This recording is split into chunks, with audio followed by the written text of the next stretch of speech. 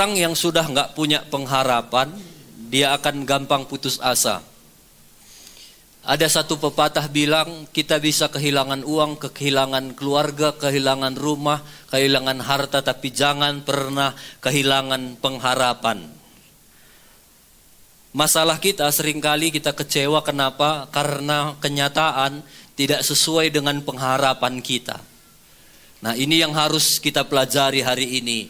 Kekecewaan sering sekali terjadi karena kenyataan tidak sesuai dengan pengharapan kita. Seringkali musuh, ada satu pepatah bilang begini, musuh dari sesuatu yang terbaik bukan hal-hal yang jelek, tapi hal-hal yang baik. Sekali lagi, musuh dari segala sesuatu yang terbaik seringkali bukan hal-hal yang jelek, tapi justru hal-hal yang baik. Kadang-kadang kita sebagai manusia berpikirnya ini baik bagiku, ini cocok. Dan ini seringkali jadi penghalang untuk kita bisa mencapai sebenarnya sesuatu yang terbaik yang Tuhan sudah siapkan. Kalau yang jelek kan udah pasti ya. Tapi seringkali jadi penghalang itu yang baik justru membuat kita tidak mendapat yang terbaik dari Tuhan. Bilang kiri kanan, kalau belum dapat berarti Tuhan sedang menyiapkan yang terbaik buat lu, bilang. Jangan sibuk kita kepada yang baik-baik. Tuhan sedang menyediakan sesuatu yang terbaik. Nah, hari ini saya rindu kita baca di dalam Lukas pasal 24. Saya menceritakan dulu tentang cerita ini. Ada dua murid Yesus, dia sedang jalan ke Emmaus. Dari Yerusalem dia sedang jalan di Emmaus, sambil mereka jalan kaki, mereka cerita-cerita berdua. Aduh, mereka ini duanya sedih dan kecewa.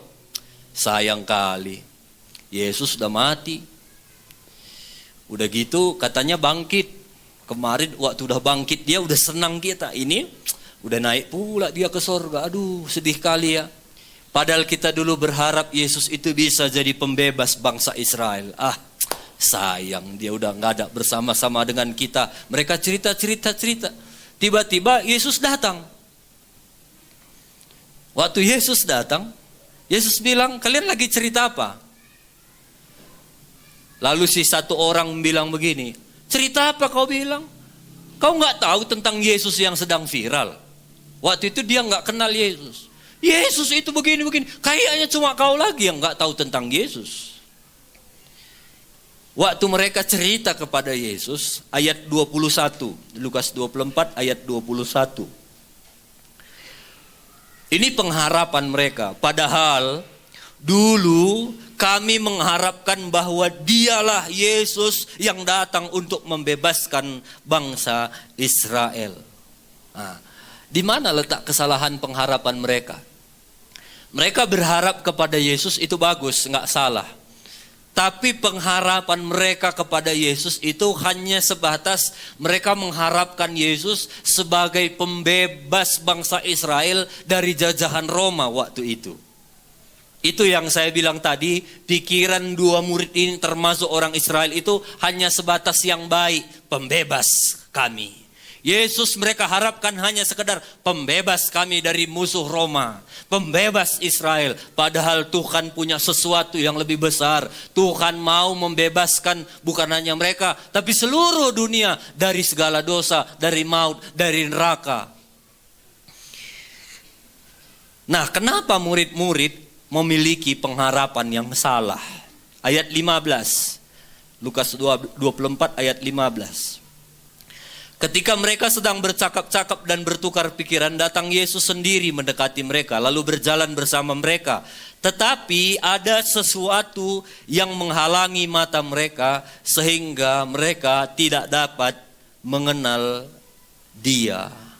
Waktu Yesus datang, mereka cerita-cerita, mereka itu nggak bisa lihat Yesus karena matanya tertutup. Sudah pasti mereka bukan buta. Kalau buta nggak mungkin jalan ya 11 kilometer dari Yerusalem ke Emmaus. Mereka itu pasti saling lihat-lihatan, tapi mata rohaninya itu tertutup dan mereka tidak bisa mengenal Tuhan. Saya cari satu ayat pembanding di dalam 2 Korintus 4 ayat 4. 2 Korintus 4 ayat 4. Yaitu orang-orang yang tidak percaya, yang pikirannya telah dibutakan oleh ilah zaman ini, sehingga mereka tidak melihat cahaya Injil tentang kemuliaan Kristus yang adalah gambaran Allah. Jadi mata mereka ini udah dibutakan oleh ilah-ilah zaman. Mata murid-murid ini udah dibutakan. Yesus itu, pengharapan mereka tentang Yesus itu hanya sebatas pembebas bangsa Israel dari Roma. Kalau Yesus udah bebaskan, udah nggak ada lagi gunanya Yesus bagi kami. Toh dia hanya sekedar pembebas. Hanya hal-hal jasmani. Lihat 3,5 tahun murid-murid sama Yesus. Pandangannya, pengharapannya itu hanya sekedar duniawi. Beberapa kali Yesus bercerita sama murid-murid. Murid-murid berkelahi pula hanya gara berbicara jabatan. Yesus, nanti kalau kau udah ke sorga, jangan lupa kira-kira siapa yang di sebelah kananmu.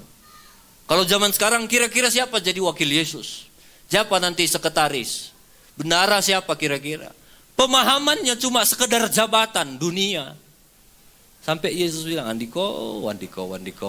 Sampai Yesus bilang, kalau kau mau jadi terbesar, jadilah pelayanmu. Itu kan prinsip kerajaan sorga. Sangat bertentangan dengan prinsip dunia. Kalau dunia, kalau besar, jadi bos. Tapi kalau firman Tuhan, kalau mau jadi terbesar, melayani. Murid-murid selalu pandangannya, pengharapannya itu hanya sebatas kedudukan, kesuksesan, kekayaan. Tapi Yesus bilang bukan itu. Pengharapan kalian itu salah. Taruhlah pengharapan kepadaku itu jauh dari hanya sekedar pembebas bangsa Israel. Kalau kita lihat cerita ini mungkin kita bilang sayang kali ya. 3,5 tahun murid-murid sama Yesus, makan sama Yesus, KKR sama Yesus. Mungkin mereka kalau ada zaman YouTube, mereka sharing YouTube sama Yesus, syuting sama Yesus, jalan-jalan ke penatapan sama Yesus, makan sama Yesus, manggang-manggang sama Yesus, selfie-selfie sama Yesus, tidur sama 3,5 tahun. Tapi sayang pengharapan mereka salah. Kalau kita bilang sayang, sekarang coba kita introspeksi diri. Bagaimana dengan kehidupan kita? Untuk menjawab ini, mari kita coba berpikir. Sekarang coba kamu berpikir, hal apa yang paling kamu harapkan dari Yesus? Coba berpikir, hal apa yang aku paling harapkan dari Yesus? Jangan-jangan kita sama seperti murid-murid. Pengharapan kita hanya sebatas jadi pembebas bangsa Israel. Jangan-jangan pengharapan kita kepada Yesus hanya sebatas Yesus penyembuhku. Kalau udah sembuh, udah selesai. Yesus gak pakai lagi. Yesus pemenuh kebutuhanku. Asal udah ada uang masuk, udah Yesus gak perlu lagi. Yesus penolongku di saat aku susah. Kalau aku senang, mahal semuanya, cabai mahal, pre mahal, sop mahal, gak perlu Yesus. Jangan-jangan kita juga hanya menaruh pengharapan kita kepada Yesus hanya sebagai pemuas kebutuhan kita. Dan kalau kita puas, kita gak perlu Yesus. Memang betul Bapak Ibu, Yesus itu janji aku akan memenuhi segala keperluanmu menurut kekayaan dan kemuliaan. Memang betul, tapi jangan taruh pengharapan hanya sebatas Yesus yang mencukupkan kebutuhanku. Karena kalau Yesus itu di dalam hidup kita, pengharapan kita hanya sebatas Yesus pencukup kebutuhanku. Satu saat gak cukup kebutuhan kita akan tinggalkan Yesus. Kalau bagi kita Yesus hanya tempat bagi yang muda-muda, pengharapan untuk mendapatkan jodoh. Waktu kamu dapat jodoh, gak lagi kamu perlu Tuhan. Kalau Yesus hanya menjadi penyembuhku pada saat kamu sakit nggak sembuh-sembuh, kamu akan tinggalkan Tuhan. Di mana Tuhan? Kenapa Sadrah, Mesah, Abednego? Karena dia memuji Tuhan, dia harus masuk ke dapur api. Kok masih bisa dia bilang, Tuhan bisa tolong kami. Tapi kalaupun Tuhan gak tolong kami tetap akan mengasihi Tuhan. Gak akan mau sembah patung-patung raja. Karena pengharapannya itu sudah pasti. Pengharapannya itu enggak hanya sebatas penyembuh, enggak hanya sebatas pemenuh kebutuhan, tapi pengharapannya karena Yesus sudah menyelamatkan aku, enggak ada lagi bandingannya. Apapun yang terjadi, Yesus tetap nomor satu. Biarlah hari ini pengharapan kita juga sama seperti Sadrah, Mesah, Abednego. Pengharapan kita itu kepada Yesus yang sudah menyelamatkan kita. Apa akibatnya murid-murid ini ketika dia salah pengharapan? Ayat 17. Lukas 24 ayat 17. Yesus berkata kepada mereka, apa yang kamu percakapkan sementara kamu berjalan? Maka berhentilah mereka dengan muka muram. Orang yang pengharapannya salah, mukanya itu muram, berjut, ringut. Banyak pun uangnya, gak suka cita mukanya. Ngelihat mukanya pun kita enak. Sakit perut kita ngelihat mukanya. Itu orang yang gak punya pengharapan.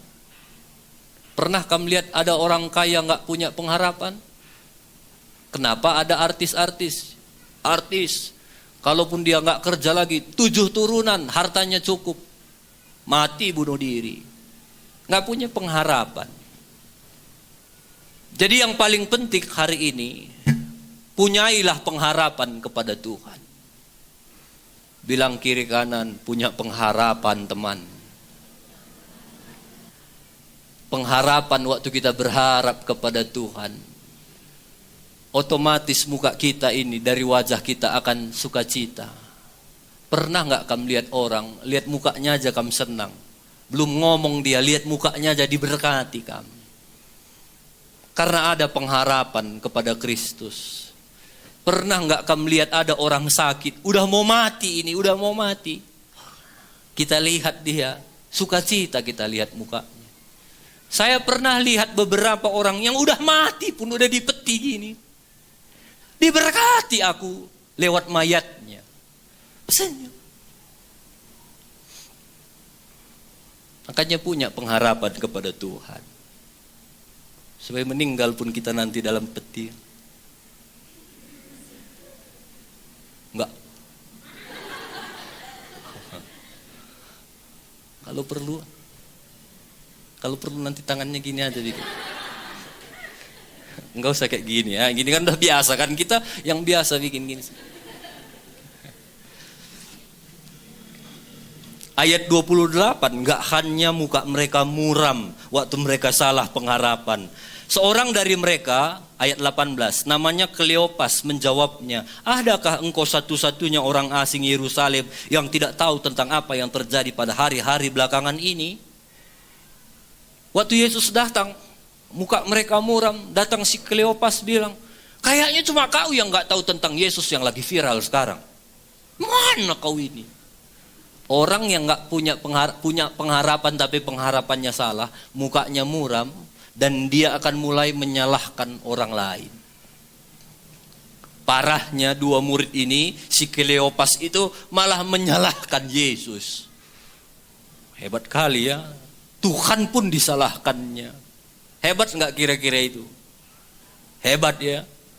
Kira-kira pernah gak kamu lihat ada orang hebat seperti itu di sini? Sampai Tuhan pun disalahkannya. Di sini nggak tahu, aku di sana ada aku dengar gitu. Di mana kau Tuhan? Adanya kau. Ini aja pun nggak tersembuhkanmu.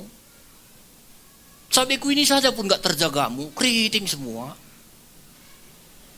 Orang yang pengharapannya salah, dia pasti akan menyalahkan orang lain, termasuk menyalahkan Tuhan. Kalau kita sudah mulai menyalahkan Tuhan, sudah pasti pengharapan kita itu udah salah. Udah salah. Tapi Tuhan itu baik sekali bagi kita. Baik sekali dengan murid-murid ini walaupun mereka udah menyalahkan Tuhan. Apa yang terjadi? Ayat 15. Ketika mereka sedang bercakap-cakap dan bertukar pikiran, datanglah Yesus sendiri mendekati mereka, lalu berjalan bersama-sama dengan mereka. Waktu Yesus lihat dua murid itu, aduh salah pengharapannya. Yesus yang inisiatif datang, dia datangi murid-murid itu. Lalu mereka berjalan bersama.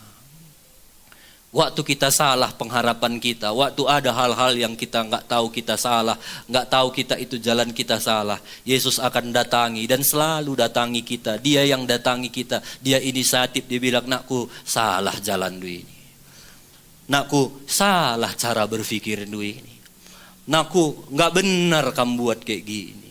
Itu Yesus, dia akan selalu berinisiatif mendatangi kita. Dan ayat 25, Yesus tegur mereka. Lalu ia berkata kepada mereka, hai kamu orang bodoh. Bagi Yesus orang bodoh ketika mereka menaruh pengharapan kepada Yesus hanya sekedar penolong. Hanya sekedar penyembuh. Hanya sekedar pemberi kesuksesan. Bagi Yesus itu orang-orang bodoh. Bodoh di sini itu sudah pasti bukan penghinaan, bukan kata penghinaan dari Yesus, karena Yesus sangat hati-hati dengan kata-katanya. Lalu dia sambung, betapa lambannya hatimu sehingga kamu tidak percaya segala sesuatu yang telah dikatakan para nabi. Kok lambat kali hatimu, katanya sama dua orang ini. Kau kan udah dengar apa kata Nabi. Waktu 3,5 tahun kita sama pun kan sering aku cerita tentang yang akan terjadi ini. Kok lambat kali hatimu. Dan ayat 26.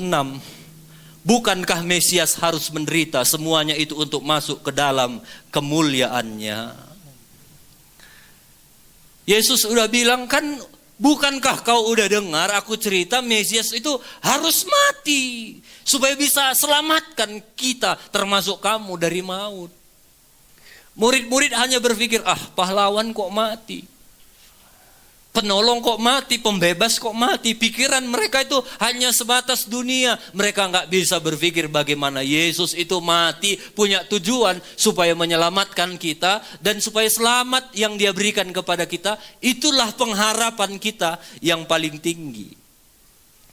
Hari ini Paulus juga cerita tentang itu di dalam Roma pasal 8 ayat 32.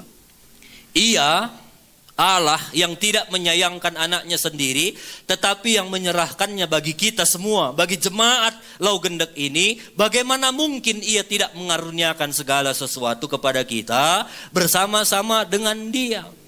Dari sini kita dapat dua kasih, kalau saya bisa pakai dua pengharapan. Kasih yang utama atau pengharapan yang utama adalah ketika Yesus menyerahkan anaknya yang tunggal supaya kita semua diselamatkan. Itu kasih yang utama. Tapi kasih yang berikutnya, ia mengaruniakan segala sesuatu kepada kita. Itu saya bisa bilang kasih pelengkap. Atau pengharapan pelengkap. Tapi yang paling utama yang harus kita letakkan pengharapan kita, bersyukurlah kalau kita semua hari ini sudah diselamatkan oleh Tuhan. Hari ini kita udah terima hidup kekal, itulah yang perlu kita pegang. Tapi pengharapan-pengharapan tambahan itu, jangan kamu letakkan pengharapan lu di situ. Pengharapan tambahan itu ya pekerjaan, itu yang saya bilang tadi, uang masuk, ladang, kesehatan, semua. Itu hanya pelengkap. Kalau kamu letakkan pengharapan lu di pelengkap ini, satu saat itu nggak ada, kamu pasti akan kecewa. Tapi kalau kamu letakkan pengharapan lu, Yesus sudah memberikan aku hidup yang kekal, kamu akan tetap bersuka cita, kamu akan tetap bergembira. Amin. Kenapa dua murid ini tadi tidak bisa melihat Yesus? Karena mata mereka tertutup. Ini sudah pasti mata rohani. Efesus pasal 1 ayat 8. Dan supaya ia menjadikan mata hatimu terang, agar kamu mengerti pengharapan apa yang terkandung dalam panggilannya. Betapa kayanya kemuliaan bagi yang ditentukannya, bagi orang-orang kudus. Jadi pengharapan kita itu harus kita pahami. Pengharapan yang paling utama itu yang membuat hati kita akan terang. Waktu kita ngerti Yesus udah mati dan aku udah selamat, itulah pengharapanku yang paling penting. Nggak bisa lagi diganggu gugat. Itu akan membuat mata hati kita akan terbuka. Kita akan makin mengerti tentang Kristus. Banyak orang-orang Kristen dia menaruh pengharapan kepada pengharapan tambahan tadi. Sehingga banyak orang yang kecewa mengikut Tuhan. Saya berharap di tempat ini semua pengharapan kita kepada Yesus yang sudah menyelamatkan kita. Kalaupun hari ini dompet lu tipis, gak apa-apa. Pengharapan kita tetap kepada Yesus. Itu hanya pelengkap saja. Itulah namanya kehidupan.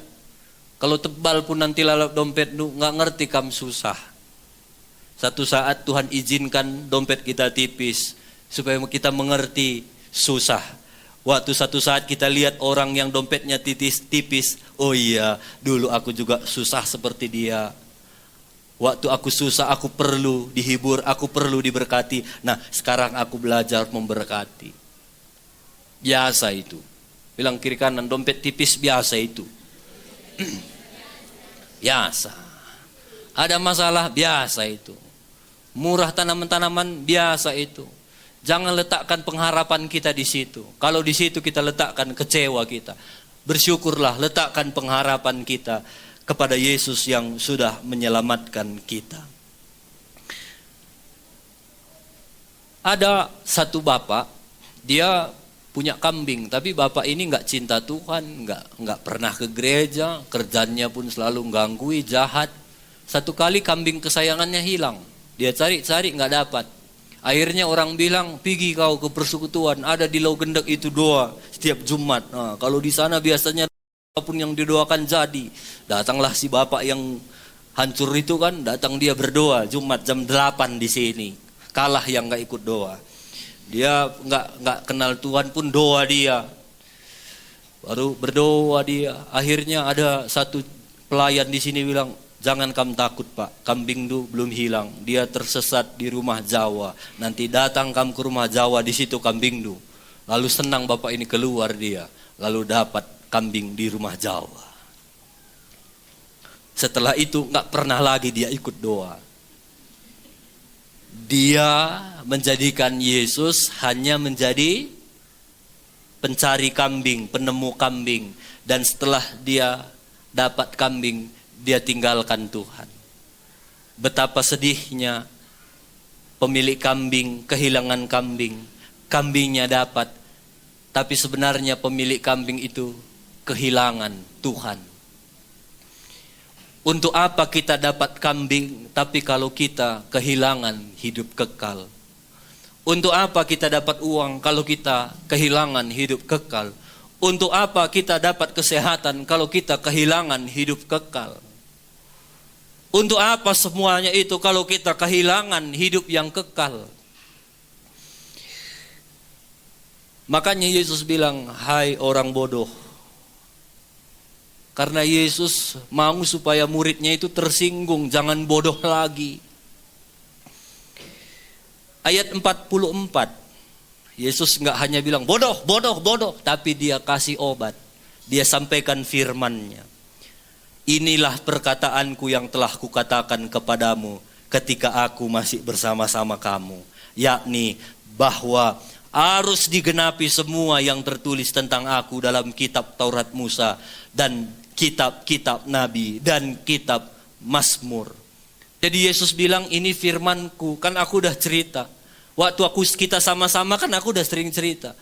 Waktu zaman nabi-nabi, waktu zaman Musa pun kan udah ada cerita ini. Kok kamu nggak tahu?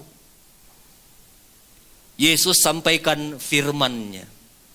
Waktu Yesus sampaikan firman-Nya supaya pengharapan mereka itu yang udah salah diluruskan kembali. firman Tuhan inilah yang akan membuat pengharapan kita itu bisa lurus kembali. Setiap hari kita akan diuji dan keadaan situasi, zaman, ekonomi itu akan membuat kadang-kadang pengharapan kita itu bisa bengkok. Dan bisa jadi pengharapan kita sama seperti dua murid akhirnya berharap kepada Tuhan itu hanya sebatas Tuhan penolong. Makanya setiap hari kita perlu baca firman Tuhan. Ini yang hanya bisa meluruskan pengharapan kita setiap hari. Setiap hari baca firman. Kalau kita mau jadi Kristen yang berubah, yang punya pola pikir yang setiap hari diperbaharui, sukalah baca firman, cara pandang kita akan berubah. Saya semalam baca firman Tuhan, saya berbaca tentang Mika. Mika itu satu nabi yang luar biasa. Di zaman Mika banyak nabi. Tapi semua nabi itu nabi palsu. Mereka nabi yang bisa disogok. Pokoknya raja kalau suka dia mau Tuhan bilang apa dia bayar nabi itu. Nah, kutanya kau nanti apa kata Tuhan, kau bilang apa, ku bilang ya. Itu zaman Mika. Wah, saya baca ini ngeri juga. Cuma Mika satu-satunya tinggal nabi yang benar. Sampai satu saat giliran Mika mau disogok. Mika bilang, tidak, aku ini hamba Tuhan. Apa yang Tuhan bilang kepada aku, itu yang akan terus kusampaikan. Waktu aku dengar ini, di zaman Mika pun ternyata banyaknya sudah tantangan-tantangan ya. Banyak sogok menyogok ya. Lalu aku berdoa, Tuhan, aku mau jadi seperti Mika. Aku mau terus menyampaikan kebenaran firman Tuhan. Mika ini raja gak suka sama dia. Karena waktu dia sampaikan apa yang menjadi isi hati Tuhan, mungkin itu tidak menyenangkan hati raja. Sehingga akhirnya raja gak suka sama Mika. Tapi itu hati Tuhan. Apa yang Tuhan suka, itu yang Mika sampaikan. Nah, waktu aku baca semalam firman Tuhan, Tuhan tolong aku. Aku mau terus jadi hamba Tuhan yang menyampaikan isi hati Tuhan. Walau kadang-kadang jemaat gak suka, gak apa-apalah. Yang penting itu isi hati Tuhan.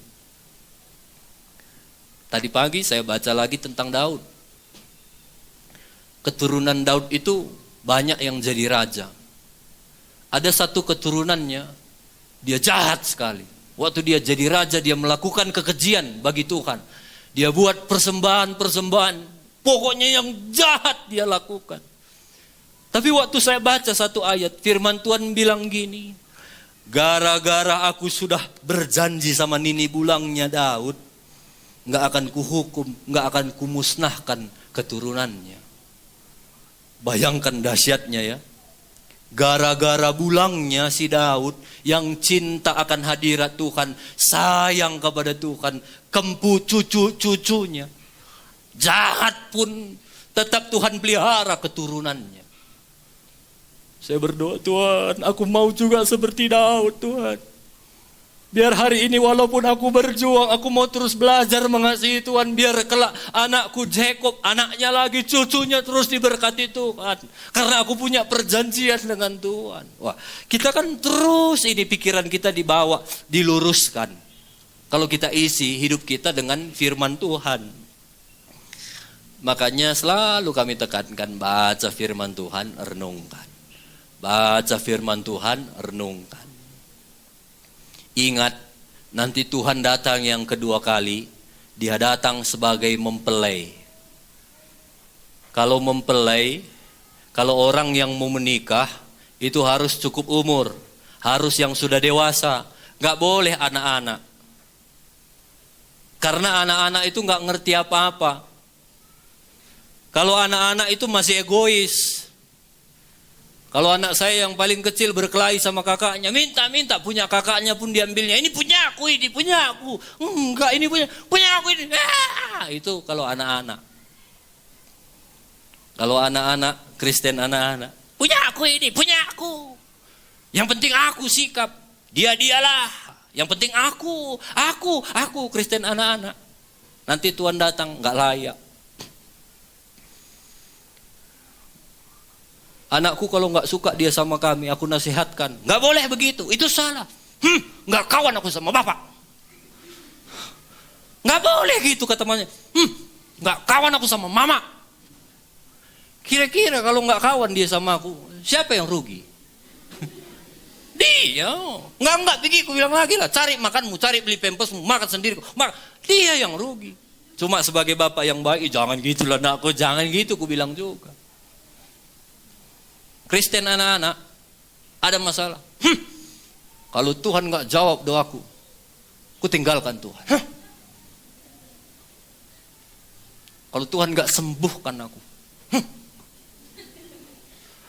nggak gereja lagi aku. Siapa yang rugi? Jangan bilang kita, orang itu bilang. Kalau kita kan bilang aku nggak di dalam itu. Kalau anak-anak, Kristen anak-anak waktu Tuhan datang, nggak layak di hadapan Tuhan. Anak-anak itu cengeng, sikit-sikit nangis, sikit-sikit sakit hati, sikit-sikit kecewa, sikit-sikit ngomong, mama nggak sayang, bapak nggak sayang, itu anak-anak. Mama membeda-bedakan kami, mama nggak peduli sama kami, itu anak-anak. Kristen anak-anak bilang, Tuhan nggak sayang sama aku, itu aja yang didengarnya doaku. Kristen anak-anak, orang yang begitu, nggak layak waktu Tuhan datang. Itu sebabnya Tuhan mau meluruskan pandangan murid-murid, pengharapannya supaya nggak salah. Ayat 29, waktu Yesus sampaikan firman, apa yang terjadi? Mereka dijamah oleh Tuhan. Sampai akhirnya mereka bilang, mereka mendesak Yesus, katanya, tinggallah bersama-sama dengan kami. Waktu mereka dijamah oleh firman yang disampaikan oleh Tuhan Yesus, mereka bilang, tinggallah di dalam kami. Biarlah hari ini kita anak-anak Tuhan bilang juga sama Tuhan, Yesus, tinggallah di dalam aku. Perbaharuilah terus hidupku. Yesus mau meluruskan setiap pengharapan kita. Tapi sekali lagi, kita perlu berespon. Kita perlu, kalau Yesus ngomong, kita perlu, iya Tuhan. Beberapa minggu lalu khotbahnya, apa yang aku harus lakukan? Ya Tuhan, tinggallah bersama aku. Waktu mereka punya respon begitu, tinggallah bersama dengan kami. Apa yang terjadi? Ayat 31. Ketika itu terbukalah mata mereka dan mereka pun mengenal dia. Tetapi ia lenyap dari tengah-tengah mereka. Tadi mukanya murung, matanya tertutup. Tapi waktu mereka bilang, Yesus tinggallah di dalam aku, dia terima firman Tuhan. Apa yang terjadi? Matanya terbuka. Dan akhirnya Yesus menghilang. Waktu matanya terbuka, apa akibatnya? Ayat 32. Kata mereka seorang kepada yang lain, bukankah hati kita berkobar-kobar ketika ia berbicara dengan kita di tengah jalan dan ketika ia menerangkan kitab suci kepada kita? Waktu mata mereka terbuka dan Yesus tiba-tiba hilang, hati mereka ini berkobar-kobar. Semangat kita ini, semangat. Dan apa yang terjadi? Waktu mereka dijamah oleh Tuhan, mereka dengar firman Tuhan, mereka buka hatinya, hatinya berkobar-kobar. Sampai waktu mereka udah mau sampai Emmaus, hatinya berkobar-kobar. Mereka bilang apa? Aku semangat ini. Udah jalan 11 km dari Bukit Kubu sampai Kabanjahe jauhnya. Udah jalan, udah capek itu. Tapi waktu mereka mau sampai Kabanjahe, semangat. Mereka bilang, ayo kita pulang, yuk pulang ke Yerusalem. Kita ceritakan tentang yang udah kita dapat tadi dari Yesus. Akhirnya mereka pulang lagi. Mereka udah malam itu. Tapi hati yang berkobar-kobar itu membuat mereka tidak bisa menahan hati yang bergelora untuk bersaksi. Hati wajah yang muram Tuhan robah jadi hati yang berkobar-kobar. Kalau kita mau selalu baca firman Tuhan, pasti hati kita akan berkobar-kobar. Wajah kita akan sukacita, bergairah, antusias, bersemangat. Itu yang akan membuat kita terus berkobar-kobar di dalam Tuhan. Harus antusias. Bilang kiri kanan, harus antusias. Antusias nggak bisa dibuat-buat. Antusias itu datang ketika kita selalu bergairah cari hadirat Tuhan. Kami hari Jumat, Jumat malam ada beberapa pelayan di sini, kami ikut 1 jam seminar. Saudara tahu pelayannya bilang apa? Di gereja kami 2 jam sebelum ibadah, kami semua pelayan sudah hadir. 2 jam sebelum ibadah, kami semua sudah hadir. Kami lihat semua, kami bersihkan kamar mandi, kami taruh pewangi. Kalau ada yang belum bersih, kami bersihkan. 2 jam sebelum ibadah. Kok bisa? Hati yang berkobar-kobar. Coba tanya kiri kanan, kamu berapa jam sebelum ibadah datang? Aku enggaknya gitu teman, aku bukannya sebelum ibadah, sesudah ibadahnya aku datang. Bertobat kita semua. Ketawa pun kamu enggak apa-apalah, tapi biarlah ini menusuk dalam di hati kita. Kalau orang yang berkobar-kobar, kita enggak usah 2 jam lah. Kalau 2 jam pun aku pun masih disugihannya. Kita 15 menit saja sebelum ibadah, ikut semua berlutut di sini. 15 menit ikut berlutut, berdoa, terima kasih sepanjang minggu Tuhan udah tolong aku. Kalau bisa kamu setengah jam pun enggak apa-apa. Kalau 1 jam jangan, anak-anak pun belum siap sini kebaktian. Harus berkobar-kobar. Harus semangat. Itu yang didapati oleh murid-murid, mereka akhirnya berkobar. Dan bukan hanya berkobar, mereka punya kerinduan balik. Enggak ada alasan kita capek. Kan namanya jalan 11 km pasti capek. Mungkin mereka bilang, udahlah tidur aja kita dulu, istirahat dulu. Enggak, mereka bilang, ayo kita balik sekarang juga. Jalan lagi 11 km, 7 mil, 11 km. Supaya mereka juga dengar tentang apa yang kita sudah dapatkan. Jadi biarlah hari ini kita semua memiliki hati yang berkobar-kobar. Enggak cukup hati berkobar-kobar, tapi hati itu harus kita gunakan untuk bersaksi. Menyaksikan kebaikan Tuhan. Menyaksikan pertolongan Tuhan. Dan kesaksian demi kesaksian yang kami sampaikan itu akan memberkati banyak orang. Termasuk memberkati kami juga hamba-hamba Tuhan. Kemarin di Pria Bapak Peran dia bersaksi. Satu kali ibadah di sini, saya nggak ingat kapan, kita ada nyanyi, mengalirlah kuasa Roh Kudus, mengalir. Waktu ibadah itu berlangsung, dia datang dari rumah dengan keadaan kepala yang sakit sekali. Waktu itu kan penutupnya, pulihkanku, sembuhkanku. Waktu kita ngomong itu diulang-ulang, pulihkanku. Bapak Peran sendiri di belakang diambil tangannya bilang, sembuhkanku, sembuhkan. Dan saudara tahu apa yang terjadi? Secara tiba-tiba, sakit kepala itu langsung hilang seketika itu juga. Nah, itu kan kesaksian yang saya pribadi dahsyat. Saya percaya di kita semua ini banyak kesaksian. Makanya ayo bersaksi. Supaya kita itu semakin dikuatkan. Dan waktu orang dengar, oh bisa ya. Waktu satu kali dia sakit juga bisa coba sembuh. Ternyata kita sendiri juga bisa tumpang tangan dan sembuh. Jadi ayo bersaksi. Di dalam tubuh kita ini ada imun tubuh, istilahnya tentara. Jadi semua tentara itu dikomandoi oleh pikiran kita. Kalau misalnya kita sakit, lalu di sini diserang, nggak bahaya. Tentara imun di dalam tubuh kita itu pegang senjata ini, tapi nggak bahaya, nggak merat, dia nggak gerak. Tapi waktu ada penyakit lemah kita, nggak adanya apa-apanya itu. Tuhan menolong aku. Covid, sehatnya nanti sehat. Itu langsung bersatu semua imun tubuh, bersatu semua tentara itu pegang senjata, membunuh semua virus-virus itu dengan naik imun tubuhnya. Itu filosofinya katanya. Saya pikir betul juga, itu sesuai dengan firman Tuhan ya. Hati yang gembira, obat yang manjur. Waktu pikiran kita ini bergembira, sukacita, laukai Tuhan lebih kuat dari segala, nggak ada itu sakit biasanya, Tuhan tolong Tuhan, itu memberikan imun yang kuat dalam tubuh kita.